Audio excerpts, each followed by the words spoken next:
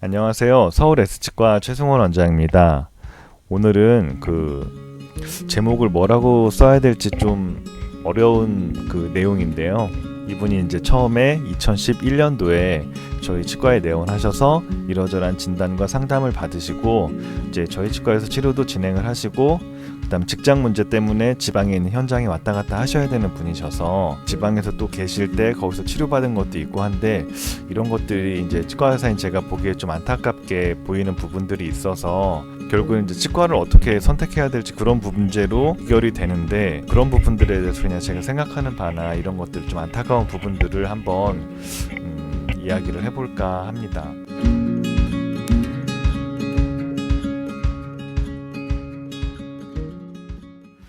처음에 내원하셨을 때 모습인데요.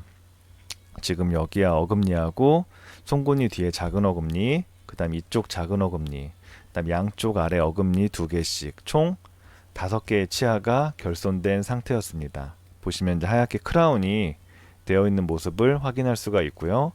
그 다음에 엑스레이 상에서 구분하기가 좀 어려우실 수도 있는데 예를 들면 이런 어금니는 하얗게 범낭질이 좀 어느 정도 두께가 있게 이렇게 보이잖아요.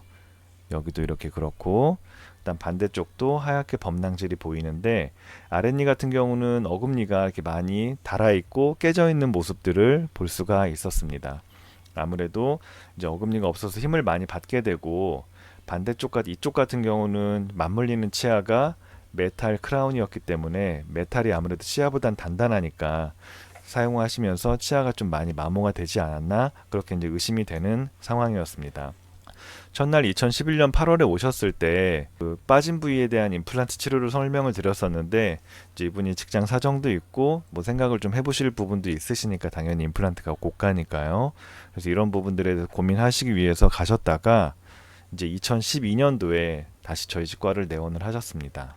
이제 이 사진은 처음에 오셨을 때의 모습이고요. 여기는 이제 2012년 약 1년 정도 지난 후에 2012년 7월 달에 오셔서 이제 치료를 하시기로 결정을 하시고 일단 이 부위에 임플란트를 심었습니다.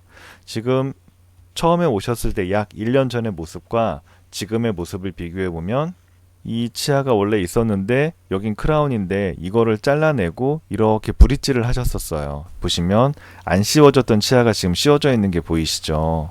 여기는 제가 이제 2개 연결돼 있었는데 앞치아가 뿌리가 쪼개졌습니다. 이 앞에 작은 어금니가 뿌리가 금이 가서 아무래도 치아가 이제 뿌리까지 금이 가게 되면 그 치아를 살릴 수는 없기 때문에 이제 발치를 하고 결국 이 치아가 빠지게 되면 이제 총 3개의 치아가 결손되는 거잖아요. 그래서 3개를 다 심지는 않고 원래 빠져있던 앞치아와 뒷치아 자리에 임플란트를 심어서 임플란트 브릿지로 치료를 하기로 계획을 했고 아랫니 같은 경우는 이제 원래 빠져있던 자리 임플란트를 심었습니다.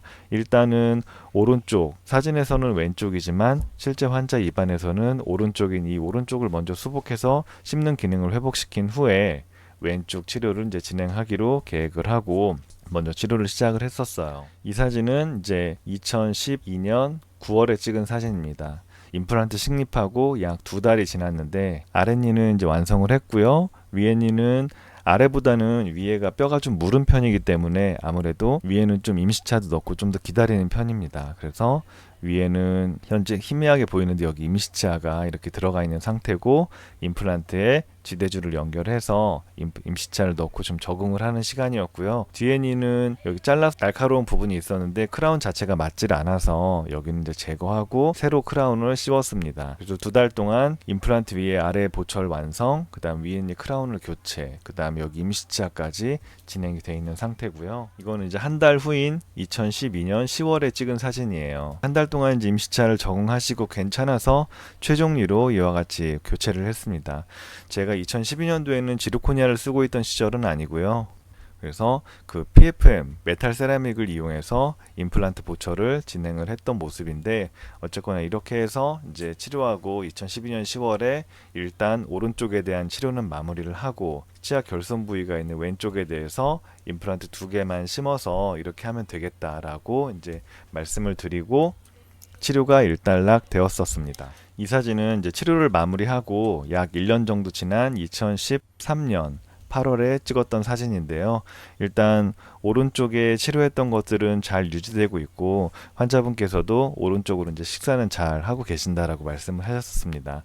체크하면서 임플란트 주변에 뼈가 녹지는 않았는지 잘 유지되고 있는지 엑스레이를 찍어서 확인을 했었던 모습이고요. 그 다음에 이 사진은 이제 2015년 8월, 즉 처음으로부터 약 2년 정도가 지난 다음에 치과에 다시 체크하러 오셔가지고 찍었던 사진인데, 이때 2년 만에 오신 이유는 이 빈자리에 임플란트를 하기 위해서가 아니라, 지금 틀린 그림 찾기를 해보시면 여기 왼쪽 아래 이 크라운이 지금 신경치료를 이렇게 해놓고 씌워져 있는 모습을 볼 수가 있죠. 그 2년 사이에 이제 지방에서 일을 하시면서 하다가 뭐 여기가 많이 깨져서 불편해서 그랬는지 이거를 신경치료를 하고 크라운을 씌우고 오셨습니다.